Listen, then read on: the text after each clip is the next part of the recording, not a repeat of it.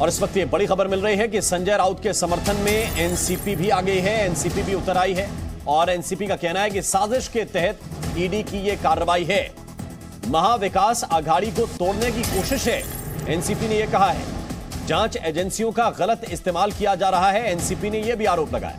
NCP पहले भी जब नवाब मलिक पर कार्रवाई हो रही थी तब भी इसी तरह के आरोप लगा रही थी कि विपक्ष को दबाने की कोशिश है, गलत इस्तेमाल की कोशिश है। अब संजय राउत पर कार्रवाई हो रही है तो कहा है कि जांच एजेंसियों का गलत इस्तेमाल हो रहा है। एनसीपी मानती है कि संजय राउत जी हों या सोनिया गांधी जी हों, राहुल गांधी हों, इनके ऊपर गलत तरीके से जांच करने का एक राजनीतिक षड्यंत्र भारतीय जनता पार्टी के बोलने से किया जा रहा है।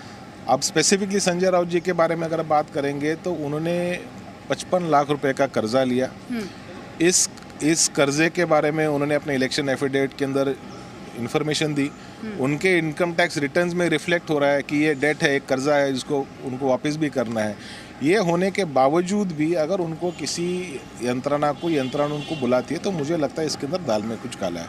और सिर्फ मुझे ही नहीं लगता, भारत की जनता को, महाराष्ट्र की जनता को लगता है, क्योंकि संजय राउत जी बड़े वोकल रहे, भारतीय जनता पार्टी की बहुत कड़ी आलोचना करते रहे और जिस प्रकार से महाविकास आघाड़ी के अंदर फूट डाल के, शिवसेना के अंदर फूट डाल के भारतीय जनता पार्टी ने अपनी सरकार बनाई, जिसका अभी तक संवैधानिक कोई दर्जा नहीं है, लेकिन फिर भी चलो उन्होंने शिवसेना में फूट डाल के 40 लोगों को बागी बनाया। तो ये चीज़ें लोगों के जहन में खल रही हैं, लोगों को। तो आप ये कह रहे हैं ये राजनीतिक षड्यंत्र है कहीं ना कहीं से, पॉलिटिकल कॉन्स्पिरेसी। इसके अंदर अगर संजय राउत जी के अगर उनको कुछ पैसे लेने तो ज़्यादा पैसे लेते ना, मसला तो बहुत बड़ी अमाउंट का, तो 55 लाख रुपए कर्जा स्वरूप में क्यों लेते। लेकिन ठीक है, चलो इन्वेस्टिगेटिंग एजेंसी के प्रति हमारा सम्मान है, लेकिन उसका किसी भी प्रकार से पॉलिटिकल दुरुपयोग नहीं होना चाहिए, ऐसी हमारी। तो आपको ये नहीं लगता कि ईडी अगर जांच कर रही है, घंटों पूछताछ कर रही है, बार बार उनको समन दे रही है, तो बिना सबूतों के उनको गिरफ्तार कर लीजिए? देखिए, इन्वेस्टिगेटिंग एजेंसी किसी को बुला सकती है। आज के डेट में जो लोग भारतीय जनता पार्टी का विरोध करते हैं, किसी भी स्तर पे, चाहे छोटे स्तर पे हो या बड़े स्तर पे हो, वो सारे ही लोग संशय के घेरे में हैं। फॉर सम रीजन और दी अदर विरोध कर रहे हैं, इसका मतलब उन पर संशय है। अब वो संशय कब जाके उनका प्रारब्ध बनेगा ये मालूम नहीं है। तो इसलिए देखते हैं आने वाले समय में और क्या होगा। लेकिन यहाँ पे जिस अमाउंट के लिए उनको बुलाया गया वो एक कर्जा था। वो कर्जा उसके संदर्भ में सारी जानकारी उनकी इलेक्शन के एफिडेविट में थी, उनके इनकम टैक्स के रिटर्न्स में थी और वो कर्जा उन्होंने वापस भी दे दिया। एनसीपी संजय राउत के साथ खड़ी है, वो कह रहे हैं झुकेंगे नहीं।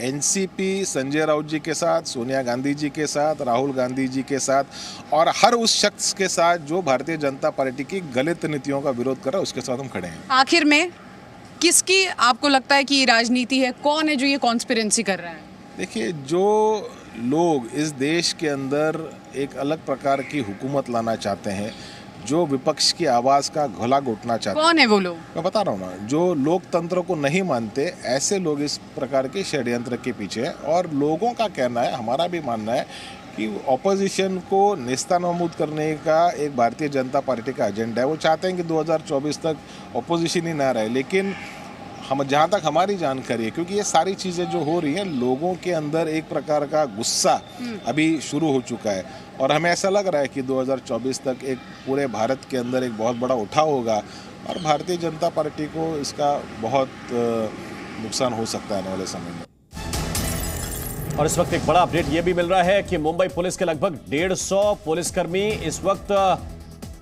सुरक्षा में तैनात किए गए हैं। राउत की पेशी के लिए सुरक्षा कड़ी कर दी गई है। मुंबई पुलिस के लगभग 150 से ज्यादा जवान इस वक्त तैनात किए गए हैं। ईडी दफ्तर के बाहर 100 मुंबई पुलिस के जवान तैनात हैं। इनमें महिला और पुरुष पुलिसकर्मी शामिल हैं। इसके अलावा कोर्ट परिसर और राउत के घर पर भी पुलिसकर्मी तैनात किए गए हैं। यानी कि सुरक्षा कड़ी की गई है, क्योंकि आज संजय राउत की अदालत में पेशी भी होगी। उससे पहले उनकी मेडिकल जांच होगी। रात 12:30 बजे राउत को गिरफ्तार किया गया था।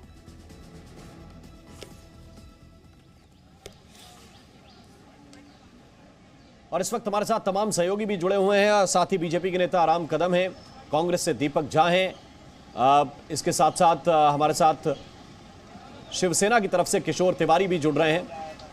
वापस उनके पास चलेंगे, लेकिन सबसे पहले अपडेट के लिए मैं अश्विन आपके पास आना चाहता हूं। ये जो डिले हो रहा है, इसके पीछे कोई खास वजह सामने आई है?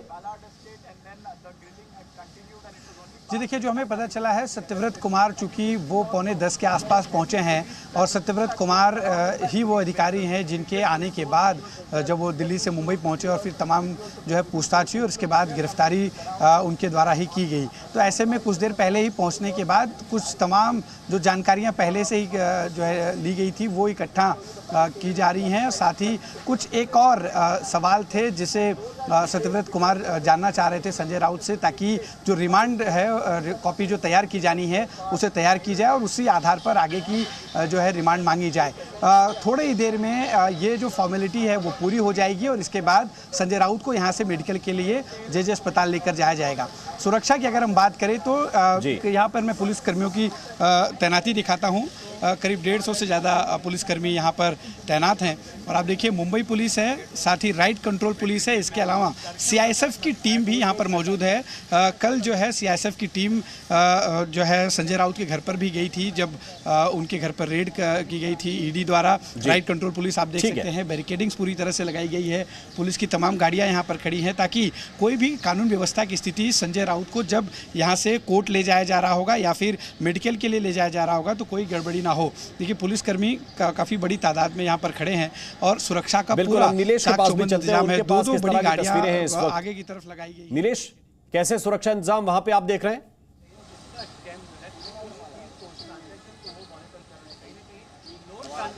जी बिल्कुल राम को आपको बताऊं कि जो देरी हो रही है और जो पुलिस की सुरक्षा बल है वो फिलहाल एक हिसाब से हम देख रहे हैं कि बढ़ती हुई नजर आ रही है। एक और जिस प्रकार का समय दिया गया था 9 बजे के बाद अब तक अगर स्केड्यूल के अनुसार जाए तो संजय राउत को अस्पताल के भीतर जो है दाखिल हो जाना चाहिए था, लेकिन इस पूरे स्केड्यूल में काफ़ी ज़्यादा देरी देखने मिल रही है। जिस प्रकार हमारे संवाददाता अश्विन जी बता रहे हैं कि जो जाँच प्रक्रिया है उसमें एक बार फिर से पूछताछ को रफ्तार दी जा रही है। कुछ सवाल जो चुनिंदा सवाल रह गए थे उसको पूछा जा रहा है। तो वहीं पुलिस की तरफ से मैं आपको दिखा दूं तस्वीरें कि किसे जो पुलिसकर्मी है वो भी यहाँ पर तैनात है। जो अफसर है उन्होंने हमें जानकारी दी कि करीबन 150 से ज़्यादा अधिक जो पुलिसकर्मी है वो पूरे इलाके में परिसर में तैनात है, क्योंकि एनसीपी की तरफ से कहा गया था कि 10 बजे प्रोटेस्ट बुलाया जाएगा। हालांकि अब तक ऐसा कोई प्रोटेस्ट देखने में नहीं मिल रहा है। वहीं आप सीधे अगर तस्वीरें दिखाऊं तो किस प्रकार से जो एंट्री और एग्जिट है इस पूरे दफ्तर के आसपास वहां भी बैरिकेडिंग कर दी गई है और किसी को आने जाने नहीं दे रहा है। खासकर जो हम देख पा रहे हैं नीलेश, वहां से भी हमारे साथ शिवांगी भी इस वक्त है। शिवांगी, आप भी एनसीपी की प्रवक्ता से बात कर रही थी और उन्होंने कहा कि ये तो केवल कर्जा लेने और कर्जा चुकाने का मसला है। इतना आसान होता तो फिर सामान्यतः ईओडब्ल्यू, एसीबी ये भी हाथ नहीं डालते। अगर ईडी ने हाथ डाला है तो सिर्फ कर्जे का मामला है। देखिए राम, ये वही एनसीपी है जब सरकार गिर रही थी तो ये कह रही थी कि शिवसेना का अंदरूनी मामला है और कैसे जो नेता बागी हुए थे उस पर खुलकर बात नहीं कर रहे थे। लेकिन अब जब संजय राउत पर बात आई है तो एनसीपी खुलकर उनका समर्थन कर रही है और कह रही है कि हम उनके साथ खड़े हैं।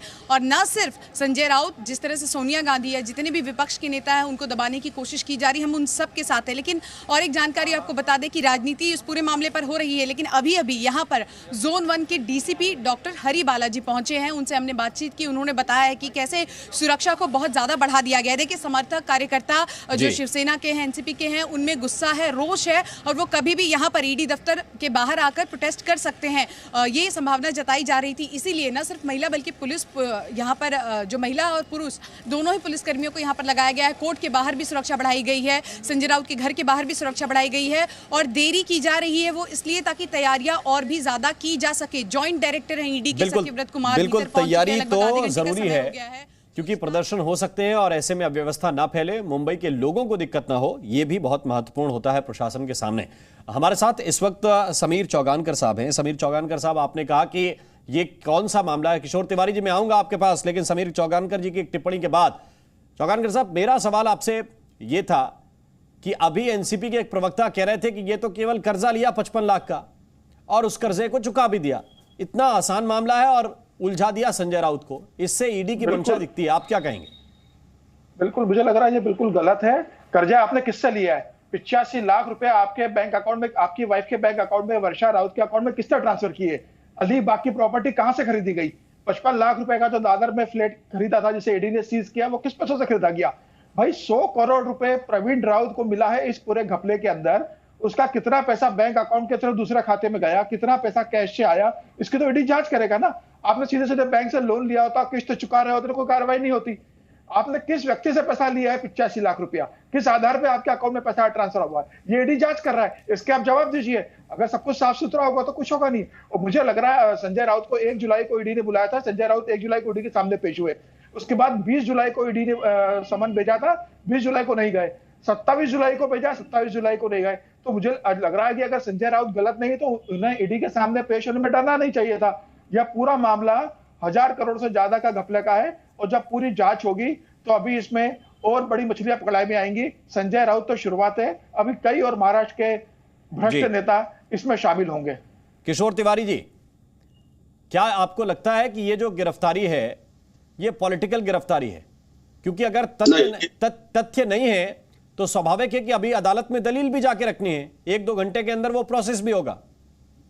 नहीं, एक बात मैं आपको बताता हूँ, समीर को अपडेट नहीं होगा, लेकिन मैं एक बात बताता हूँ कि मुझे इको आ रहा है, इको सुधरना। जी जी, हाँ देखिए, मैं आपको बता रहा हूँ कि ईडी के जो अफसरों ने ये रेड वगैरह की थी, उनको कोई डॉक्यूमेंटेशन मिला नहीं, और ईडी के हिसाब से इनकी अरेस्ट हो नहीं सकती ऐसा बताया गया था। तो दिल्ली से एक अफसर ने आके ऊपर से आदेश है इनको अरेस्ट करना पड़ेगा ऐसा बोला, तो रात को 12:30 बजे अरेस्ट हुई। और ये अरेस्ट का सबसे बड़ा कारण ये बताया गया कि जो 40 विधायकों ने बगावत की थी, वो विधायक सारे मंत्री बनना चाहते हैं, और मंत्री बनाना असंभव है और वो लौटना चाहते हैं। तो महाराष्ट्र में ये बनी हुई सरकार गिर जाएगी, ऐसी डर से अभी संजय राउत को अरेस्ट किया गया। संजय राउत ये एक पत्रकार है, नहीं तो ये बिल्डर है। एक आपने ये बोला कि 1000 करोड़ का ये मामला है, तो ये 9 बिल्डर का मामला है, SDIL कंपनी का मामला है, और प्रवीण राउत एक बिल्डर ही है। अब आप बताते हैं कि संजय राउत ये इसमें लिप्त थे, तो जिन लोगों के नाम से ट्रांजैक्शन हुआ उनको तो आपने हाथ नहीं लगाया। मुझे एक बताइए, SDIL का सबसे बड़ा बेनिफिशियरी तो बीजेपी है, नील सोमैया है, किरीट सोमैया के बेटे, ये सब लोग अभी इन्होंने हाथ नहीं लगाया। सिलेक्टिवली आप संजय राउत को हाथ लगाते हैं तो ये राजनीति दिखती है। जो लोग बीजेपी के साथ जाते हैं वो पास साफ हो जाते हैं, लेकिन ईडी के अफसरों में भी असंतोष है केंद्र सरकार की ये नीतियों से। तो भी कोई सबूत न मिलते हुए संजय राउत को फंसाया गया। यह किशोर तिवारी जी, ये कल आप कह रहे थे कि उनके पास से कुछ नहीं मिलेगा, उनको कोई गिरफ्तारी नहीं होगी। दूसरी तरफ अब आप दलील ये देने की कोशिश कर रहे हैं कि ये मुकदमा झूठा है, ये तथ्य फर्जी है। मैंने कहा ना, अभी दो घंटे के अंदर ही अदालत के अंदर दलील देनी पड़ेगी और वो फैक्ट रखने पड़ेंगे कि इनको न्यायिक हिरासत में भेजा जाए कि कस्टडी में रखा जाए, वो अदालत के सामने रखना पड़ेगा। राम मेरी बात समझ लो, कोर्ट में तो आज ये कह देंगे कि भाई ये 1000 करोड़ का घपला है, गरीबों के फ्लैट बिल्डरों ने दिए नहीं, उनको निर्वासित कर दिया, हमको और इंक्वायरी करने की है क्योंकि ये संगीन मामला है और लोगों को अरेस्ट करना है। तो कोर्ट क्या करेगी? कोर्ट क्या रोक सकती क्या? अभी जो आदमी नहीं, आप इतना साफ सुथरा मामला बता रहे हैं तो इनके वकील भी रखेंगे ना बात। अगर आप इतना नीट एंड क्लीन मामला बता रहे हैं कि कुछ है ही नहीं। राम जी संजय राउत जवाब ही नहीं दे पाए थे 1 जुलाई को। समीर, अरे मैं ये कौन समीर, मुझे बताइए, ये कोई ईडी का अफसर बात कर रहा है? राम जी, मैं समीर चौहान बात कर रहे हैं। चाहता हूँ ये ईडी का अफसर को बताना चाहता हूँ। आप ईडी के अफसर हैं, क्यों ईडी के अफसर होंगे? वरिष्ठ पत्रकार हैं भाई। भेजा था और संजय राउत गए थे और जवाब ही नहीं दे पाए थे। 85 लाख रुपए की आप ईडी के अधिकारी, आप ये पत्रकार के नाम पर बीजेपी के प्रवक्ता लेके आते हो, ये गलत है। मैं बात करता हूं क्या कि आप ईडी के अधिकारी? मैं बीजेपी का प्रवक्ता नहीं हूं। रिस्पॉन्सिबल ये बोलते कि मैं ईडी को जवाब नहीं दिया, ईडी को सारे सबूत दिए गए हैं, अब दूध का दूध पानी का पानी होगा। जो लोग, अगर समीर का जमीर जिंदा है तो वो बोले कि जिनके खिलाफ 5000 करोड़। किशोर जी, मैं आपसे एक प्रश्न पूछना चाहता हूं, ऐसे पत्रकार मैं आपसे एक प्रश्न पूछना चाहता हूं। किशोर जी, मुझे एक प्रश्न का जवाब दे दीजिए। प्रश्न का जवाब तो दे दीजिए। आपको प्रश्न खटक रहा है कि समीर चौगानकर साहब का नाम था ये चाटुकार है, किशोर ये जी। चाटुकार। अरे समस्या आपकी ये है कि जो सवाल पूछ ले वो आपको चाटुकार लगता है। अरे मैं सवाल का बात जवाब कर दे रहा दिया, हूँ। उत्तर मेरा खत्म हो एक ही गया। प्रश्न का आप जवाब इतना भाषण दीजिए। देने की क्या जरूरत ईडी ने है? जब पूछा था कि ये 85 लाख रुपए जिस मुझे- खाते से आए हैं, क्या आपको जानकारी है कि वो घपले में शामिल है? संजय राउत चुप क्यों रहे? एक मिनट मुझे संजय बोलने दो। राउत से ईडी ने साफ पूछा था कि 85 लाख रुपए जिस अकाउंट से आपके पास आए हैं, वह किस मामले से जुड़े हुए हैं, उनसे आपने किस आधार पर पैसा लिया है? संजय राउत उसकी कोई जानकारी नहीं दे पाए। संजय राउत कहते हैं कि ये मेरे व्यक्तिगत संबंधों के आधार पर पैसा लिया है। संजय राउत से कोई हिसाब नहीं बता पाया 85 लाख रुपए का। 55 लाख रुपए का उससे दादर पे फ्लैट खरीदा, जिस फ्लैट को बंद कर दिया गया है कल। आप जी। बोलो, कैसा चैनल है? 1000 करोड़ का घपला करा किशोर है। तिवारी जी, किशोर जिस तिवारी जी, कंपनी अब का आपके सामने एक 1000 फैक्ट रख रहे हैं कि करोड़ का क्या हुआ है, संजय अब राउत उसका से जवाब मैं जुड़ी आपसे कंपनी लूंगा। फैक्ट उसमें रखने संजय दीजिए, राउत की वाइफ ठीक है। पार्टनर है अब किशोर वर्षा तिवारी राउत। इसका जवाब दे रहे हैं। एक उनको सेकंड, उसका समीर पैसा जी, मिला समीर है। जी, अब इसका जवाब ले अरे लीजिए। मैं बता रहा हूं ना, ये कहां से ले आते हो आप? मैं बता रहा हूं कि हैंड लोन था जिसकी पूरी एंट्री है, और ईडी के अधिकारियों ने कल बोला कि ये अरेस्ट करने का मामला नहीं बनता, ना उनके पास कोई तथ्य है, और जिसको अरेस्ट करना था उसको कर ईडी दिया। ने कभी नहीं कहा कि अरेस्ट करने का मामला नहीं बनता। आप गलत मत बोलिए। किस- किशोर तिवारी को ये सारी जानकारियां हैं कि ईडी के अधिकारियों ने अंदर अंदर क्या कहा है। ईडी ने सुबह संपूर्ण पूछताछ तथ्य की, केवल एक बाद व्यक्ति में को बताए जा हिरासत रहे में लिया हैं और और उनका रात को नाम किशोर गिरफ्तार किया। तिवारी। ये बहुत बहुत बहुत शुक्रिया, बहुत बहुत धन्यवाद आप सभी का हमारे साथ जुड़ने के लिए। यहाँ वक्त एक छोटे से ब्रेक का है, तुरंत हाजिर होते हैं।